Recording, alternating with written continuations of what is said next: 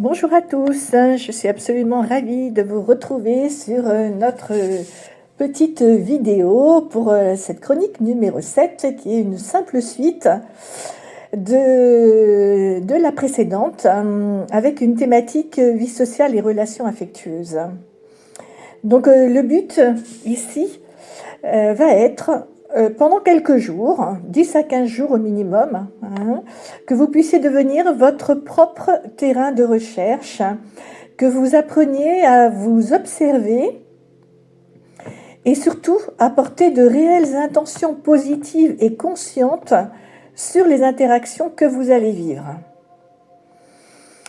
En effet, réfléchir à ces relations sociales, ça peut être vraiment l'occasion de vivre autre chose qu'un simple échange de biens ou d'informations. Alors dans cette optique, il va être intéressant d'aborder chaque interaction en étant davantage présent et en cultivant une relation aussi sincère que possible, aussi authentique que possible.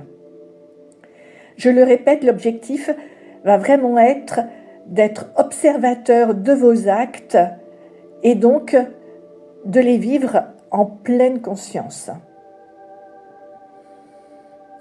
Donc je vous encourage très sincèrement à essayer ces petits exercices. Vous verrez que les légers changements de perspective qu'on apporte à notre conduite, finalement, peuvent conduire justement à des changements majeurs dans notre bien-être. Le premier exercice de micro-moment va être de réfléchir à ces relations sociales. C'est très simple, tous les soirs, pendant quelques semaines, vous vous souviendrez de 3 interactions les plus longues de la journée. Et puis, vous vous interrogerez sur la validité des 2 affirmations que je vais vous donner ensuite. La première affirmation est celle-ci. Pendant ces interactions sociales, je me suis sentie en phase avec la ou les personnes qui m'entouraient. La deuxième affirmation, pendant ces interactions sociales, je me suis sentie proche de cette personne ou de ces personnes qui m'entouraient. Et pour le coup, pour ces 2 affirmations, vous allez vous évaluer sur une échelle de 1 à 7. 1 totalement faux, 7 tout à fait exact.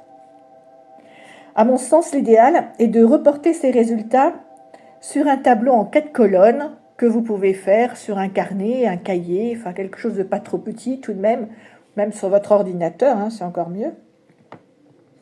La première colonne, eh bien en fait, vous mettez les jours, premier jour, deuxième jour, troisième jour, voilà, en faites-en au moins 15. La deuxième colonne, en face de chaque jour, vous mettrez le nom des 3 personnes avec lesquelles vous avez eu des interactions. La troisième colonne va correspondre à la première affirmation, c'est-à-dire que pendant ces interactions, je me suis sentie en phase. Et puis donc là, vous mettrez à chaque fois une note de 1 à 7. Et puis la quatrième colonne, pendant ces interactions, je me suis sentie proche. Et là aussi, vous mettrez une note de 1 à 7. Voilà, le fait d'évaluer ces émotions chaque jour va vraiment vous permettre de voir au fil des jours et des semaines votre ration d'émotions positives augmenter. Vous allez vous rendre compte que accorder davantage d'attention à ces relations, petit à petit, transforme votre façon d'être. Et puis le deuxième exercice de micro-moment va être un exercice pour créer 3 relations affectueuses. Au cours de la journée, cette fois, vous allez rechercher 3 occasions au moins d'établir avec les autres des relations chaleureuses, respectueuses, bienveillantes. Que ce soit chez vous, au travail, dans votre quartier, etc., où que vous soyez, ouvrez-vous aux autres en leur accordant toute votre attention et en créant un sentiment de sécurité par le regard, la conversation ou même le toucher si cela s'y prête.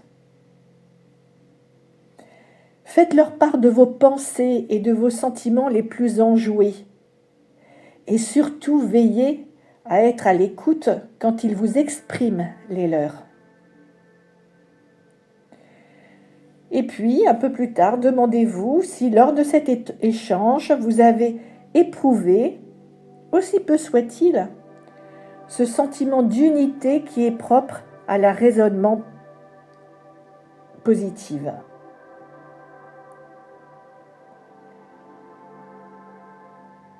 L'intention de rechercher et de créer davantage de micro-moments de relations affectueuses contribue vraiment, vous allez le voir, à améliorer votre bien-être et même votre santé.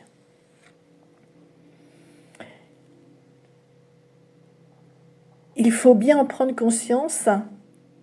L'amour, c'est comme un adhésif, une colle invisible de notre existence. Et le monde est édifié sur cet amour. L'amour est vraiment le secret de l'unité. Alors, dans un monde qui est pluriel, le secret va être vraiment de trouver le lien avec tous ces différents éléments. Voilà. Je m'arrête là pour aujourd'hui et je vous referai aussi une autre chronique, cette fois sur la méditation de l'amour bienveillant. Et là, on en finira un petit peu avec ce travail de recherche de Barbara Fredricksen et que je trouvais très intéressant et très inspirant. Passez une très belle journée, une très belle semaine. Surtout, donnez-moi vos retours. C'est ça qui est intéressant, pour qu'on puisse effectivement partager les ressentis, voir si effectivement ces micro-moments que vous pouvez construire très facilement dans votre quotidien vous apportent des changements intéressants dans votre vie et avec votre entourage. À très vite. Au revoir.